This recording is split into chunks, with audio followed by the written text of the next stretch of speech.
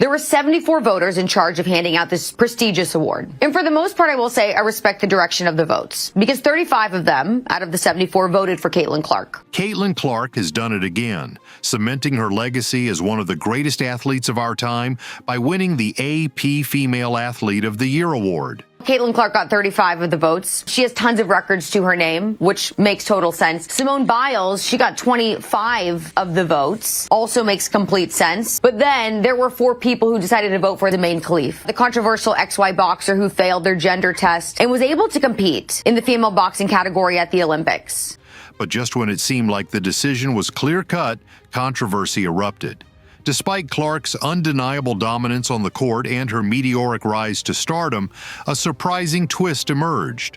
4 voters chose to back a name that sent shockwaves through the sports world. A lot of people voting for Caitlin Clark, a lot of people voting for Simone Biles, but 4 AP journalists who make it their bread and butter covering sports who decided that this person deserved to be the athlete of the year. Doesn't make any sense. This is a person we don't even truly know. Are they a woman? Are they a man? Clearly, these 4 journalists have some rewirings that need to be constructed in their brains. The controversial figure whose presence has sparked heated debates on and off the field. One boxer, Angela Carini, remember, she even backed out of the boxing fight after just 1 punch, even though she's like this really badass chick. She said 1 punch was just too much. Why would anyone pick Khelif over Clark? Is this a question of athletic achievement or something deeper, maybe even more polarizing? The International Olympic Committee, who claimed that there was no definitive way to tell the difference between male and females. If somebody is presenting us a scientifically solid system how to identify men and women, we're the first ones to do it. Stay with us as we unpack the shocking details, uncover the drama behind the votes, and explore why Caitlin Clark's impact remains unmatched despite the noise. Caitlin Clark was named AP Female Athlete of the Year following her impact on women's sports. Caitlin Clark's 2024 season was nothing short of legendary. From breaking records to single-handedly drawing millions of viewers to women's basketball, she redefined what it means to be a game-changer. Her journey to the AP Female Athlete of the Year award was built on monumental achievements, both on and off the court. Caitlin Clark raised the profile of women's basketball to unprecedented levels in both the college ranks and the WNBA, and Tuesday she was named the AP Female Athlete of the Year for her impact on and off the court. Let's start with the numbers. Clark became the 4th women's basketball player in history to win this award since its inception in 1931, joining legends like Cheryl Swoops, Rebecca Lobo, and Candace Parker. She didn't just win, she dominated. Clark is only the 4th women's basketball player to be honored as the Female Athlete of the Year since it was first presented in 1931, joining Cheryl Swoops, Rebecca Lobo, and Candace Parker. Clark received 35 of the 74 votes cast by Associated Press journalists, overshadowing Olympic superstar Simone Biles, who came in second with 25 votes. Imane Khelif was the most Googled athlete of the year because of the controversy. People were like, what's going on here? What's everyone like talking about? Is this a man? Is this a woman? You know, people want to find out for themselves. Couldn't really find out that information. Even to this day, we still don't have all the answers.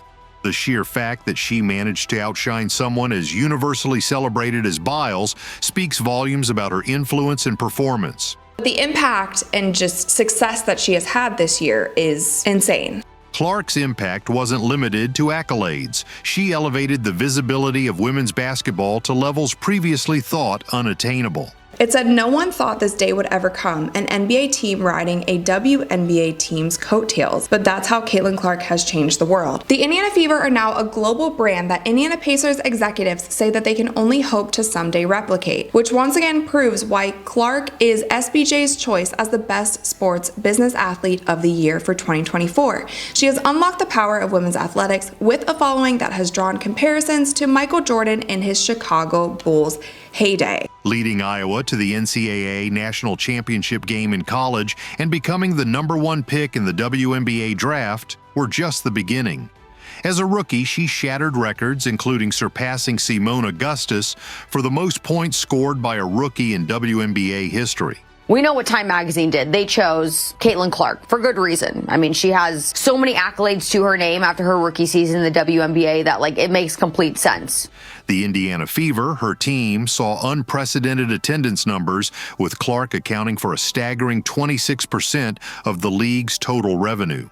Simone Biles has a very much, I would say, more of a storied legacy. Caitlin Clark, more of a newer one, but I would say the impact that Caitlin Clark immediately had on the game is like something everybody could tell and could feel. But Clark's significance isn't just about stats, it's about the cultural shift she has inspired. Oh, they was mad, heated, hot as fish grease that Clark not only acknowledged her privilege, but she then committed a deeper internal sin. She had the nerve to publicly acknowledge and appreciate the contributions of other Black women. The same Black women, a lot of her fake fans, again, had that hatred for her. The 2024 WNBA season witnessed record-breaking viewership, with 18 million fans tuning into the NCAA National Championship game, eclipsing even the NBA Finals in ratings. Fans from around the world became captivated by her electric playing style, her half-court shooting range, and her unshakable confidence. Now, another award that Caitlin Clark just won this week is the 2024 Sports Business Journal Best Sports Business Athlete, and that went to Caitlin Clark. Social media exploded with highlights, memes, and debates, solidifying Clark as a household name and a global phenomenon. Clark's influence extended beyond basketball, too. She became a symbol of hope and ambition for young girls worldwide. Her journey, particularly her decision to attend Iowa, a school not known for its basketball dominance, demonstrated the power of organic growth and homegrown talent. By lifting Iowa's program to national prominence and making the Indiana Fever a global brand, Clark showed that one player could revolutionize not just a team, but an entire sport. Caitlin Clark, fully deserving of this award. Simone Biles, even fully deserving of this award. I mean, very different types of athletes, but Imane Khelif, no one has no idea. In essence, Caitlin Clark's year wasn't just a story of personal triumph, it was a narrative of transformation. She didn't just play the game, she changed it. And while the majority of voters recognize this, the 4 votes for Imane Khelif present a puzzling counterpoint that demands closer examination. Imane Khelif was unable to compete in a prior worldwide competition because their DNA was such that it identified with a biological man and not a woman. And that particular organization was like, no, we're not going to go down this road. But the Olympic Committee had no issue doing it. Amid Caitlin Clark's overwhelming success and well-deserved recognition, the decision by 4 voters to choose Imane Khelif as the AP Female Athlete of the Year has sparked intense debate. The AP is one more, I think, organization you should add onto your radar of maybe places not to get your sports information, if that's what you're looking for. Khelif, a boxer whose career has been steeped in controversy, represents a divisive chapter in modern sports. Her journey to the ballot raised questions that go far beyond athletic performance, touching on broader issues of identity, fairness, and the evolving landscape of competition. Now, as Clark's popularity continued to explode, those of us with common sense and good observational skills could see the truth.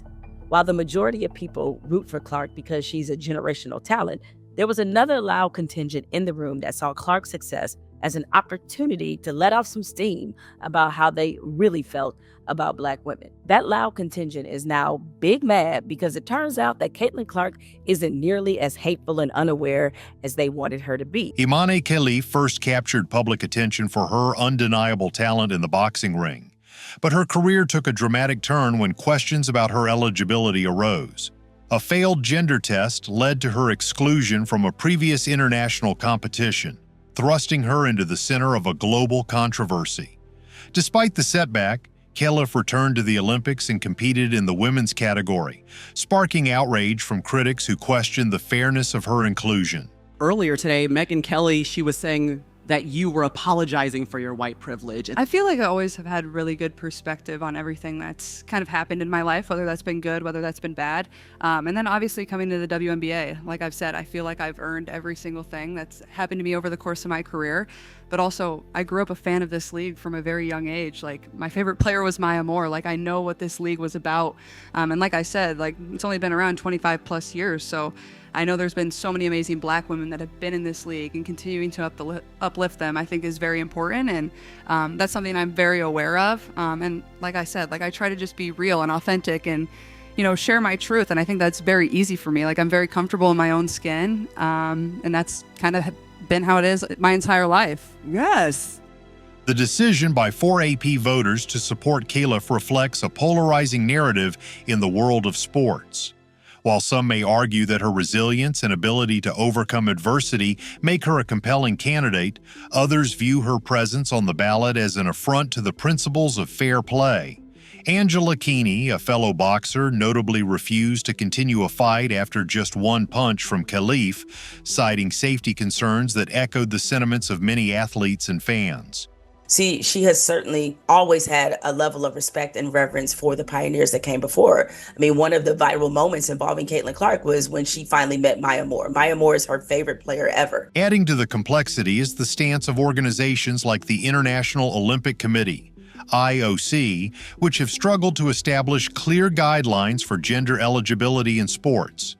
The IOC's assertion that there is no definitive way to differentiate biological males and females further muddied the waters, leaving many to question the integrity of competition in women's sports. This kid's on the wrong team. She's got the wrong skill set to handle the physicality of that league. And she's a rookie, targeted by society, targeted by her looks, targeted by her reputation, targeted by the disrespect that they've shown to the WNBA. She said, no, they're expecting this rookie class to be perfect. This rookie class isn't even one of the best rookie classes in the last 10 years. Khelif's case has become emblematic of these unresolved debates, making her one of the most Googled athletes of the year as people sought answers to the questions her career raised. For many, Khelif's legacy remains ambiguous. Unlike Caitlin Clark, whose achievements are celebrated for their transformative impact on women's basketball, Khelif's story is one of controversy and division. Her inclusion on the AP ballot, while undeniably attention-grabbing, underscores the challenges sports face in navigating complex social and ethical issues. Is Caitlin Clark currently the face of the WNBA? Yes. Do I think if A'ja Wilson dropped a shoe and Caitlin Clark dropped a shoe today at the very same time, that Caitlin Clark would outsell A'ja's shoe by 100 times? Yes. The votes for Khelif are a stark reminder of the growing tensions between progress and tradition in sports. While her supporters may see her as a trailblazer, critics argue that her inclusion undermines the integrity of female competition. This sharp contrast to Caitlin Clark's universally celebrated achievements highlights the fragmented state of modern sports and sets the stage for an even deeper discussion about what defines true athletic greatness. The clash between Caitlin Clark's universally celebrated achievements and the divisive votes for Imane Khelif underscores a growing tension in modern sports: the intersection of athletic performance, identity, and societal values. This isn't just about basketball or boxing, it's a reflection of deeper cultural debates that are reshaping the way we perceive competition, fairness, and progress. There is a Caitlin Clark effect on all of basketball, and especially on women's basketball ratings. Kudos to her. She has elevated an entire sport. If she would not have joined the WNBA, these numbers would not be the way that they are with or without her, right? So it's not about Caitlin Clark not being in the finals or being in the finals. It's the fact that Caitlin Clark is in the league that is allowing other teams to still have these pretty decent ratings in the finals. Caitlin Clark represents a narrative of pure athletic dominance and transformative impact. Her ability to draw millions of viewers and generate unprecedented revenue for the WNBA is a testament to her skill, charisma, and marketability. Clark's journey is about elevating women's sports, inspiring a new generation and showing the world what's possible when talent meets opportunity. She has become a beacon of hope, a symbol of what women can achieve when given the platform and recognition they deserve. In contrast, Imane Khelif's story is mired in controversy. Her inclusion on the AP ballot and the vote she received raise questions about the criteria for greatness in sports. Is it purely about performance, or do resilience and personal struggles play a role? For some, Khelif's journey is seen as a triumph of perseverance, a boxer who overcame significant obstacles to compete on the global stage. For others, her presence in women's sports is viewed as a challenge to the very principles of fairness and competition. In March, Clark became the NCAA men's and women's all-time scoring leader. A couple months later, her Iowa team met undefeated South Carolina in the national championship. And while South Carolina won the title, that game averaged 18.4 million viewers. And for the first time in history, the women's national championship game had more viewers than the men. That game also averaged more viewers than any of the NBA Finals games between the Boston Celtics and Dallas Mavericks. In the WNBA, Clark won Rookie of the Year, and her Indiana Fever team made the playoffs for the first time since 2016. This dichotomy reveals a broader struggle within the sports world. As organizations like the International Olympic Committee grapple with defining gender eligibility, the lines between inclusivity and fairness are increasingly blurred. Athletes like Khelif force us to confront uncomfortable questions. How do we ensure a level playing field? Who gets to define the boundaries of competition? And what happens when those boundaries are challenged? Meanwhile, Caitlin Clark's success offers a contrasting vision of sports as a unifying force. Her ability to bring people together, whether through record-breaking viewership or her electrifying performances, highlights the power of sports to inspire and connect. Yet, even her achievements haven't been immune to criticism. Some argue that her rise has overshadowed other deserving athletes like Simone Biles, sparking debates about what criteria truly matter in awarding titles like AP Athlete of the Year. In the Indiana Fever, president Allison Barber revealed this request made by Clark during the season. Listen. After a few away games and all of the sellouts, Caitlin asked the WNBA if they would pay spot bonuses to the away team players. She said, wow, we're making all this new revenue, and I would like the away team to benefit from that. Could they get a spot bonus? So that's the heart of Caitlin Clark. I mean, that's a classy, amazing person. Ultimately, the votes for Khelif serve as a reminder that sports are not just about statistics and accolades, they are also a reflection of the values and priorities of the society that celebrates them. While Caitlin Clark's impact on women's basketball is undeniable, the controversy surrounding Khelif exposes the fractures in our understanding of competition and progress. It's a conversation that extends beyond the court or the ring, challenging us to rethink what it means to be an athlete in an ever-changing world. This tension between tradition and transformation, between unity and division, is the backdrop against which Caitlin Clark's achievements shine even brighter. Her story is not just about winning awards, it's about redefining the possibilities for women in sports and beyond.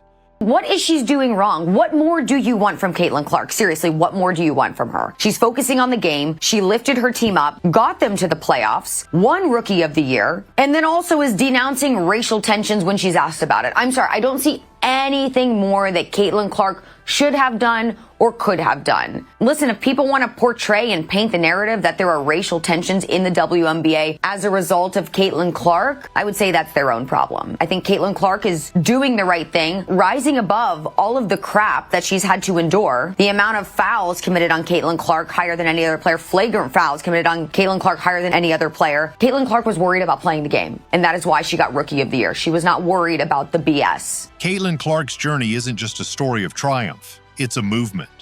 From breaking records to redefining women's basketball, she has shown what's possible when talent, hard work, and opportunity collide. While the controversy surrounding Imane Khelif may have sparked debate, it only highlights the undeniable impact Clark has had on the sport and beyond. Her influence transcends the court, inspiring millions and proving that greatness is about more than just numbers. It's about changing the game itself. As the world watches, one thing is clear. Caitlin Clark's legacy is just beginning, and the best is yet to come. I was wrong about the impact that Caitlin Clark was going to have on the WNBA. I did not think it was possible that one player could come in and basically quadruple the ratings. Caitlin Clark, in terms of pro team sports impact, is the single most influential athlete that I have ever seen in my life. Caitlin Clark, 25.6 rebounds, 9 assists. The last rookie in NBA, WNBA playoff history to reach these numbers was Magic Johnson. Magic Johnson was great. He could do everything. Caitlin Clark just had a playoff series like Magic Johnson did way back in his rookie year. Her game resonates with people in basketball and across the country because she's got that edge. She plays with a flair, but she's got that edge. The hands go up. It was such a bittersweet end to a phenomenal rookie season that Caitlin Clark had, and it honestly got me to just reflecting on this season. And it sucks that so much of it was riddled with so much drama and so much negativity and so many mishaps that the WNBA had throughout the entire season. Her first playoff game, drawing 1.84 million viewers. Ridiculous numbers. Caitlin Clark came in and made such an impact on how many people started to care about the WNBA. This was the highest viewed season in the history of the league. The Fever averaged 4,066 in attendance last year. This year, 17,035. The Pacers averaged 15,600 last year. This year, 16,528. They beat the Pacers. Fever's average attendance higher than 5 NBA teams. If you asked anybody, would you ever see a day where the Indiana Fever outdrew the Pacers, they would laugh at you. This is the effect of Caitlin Clark.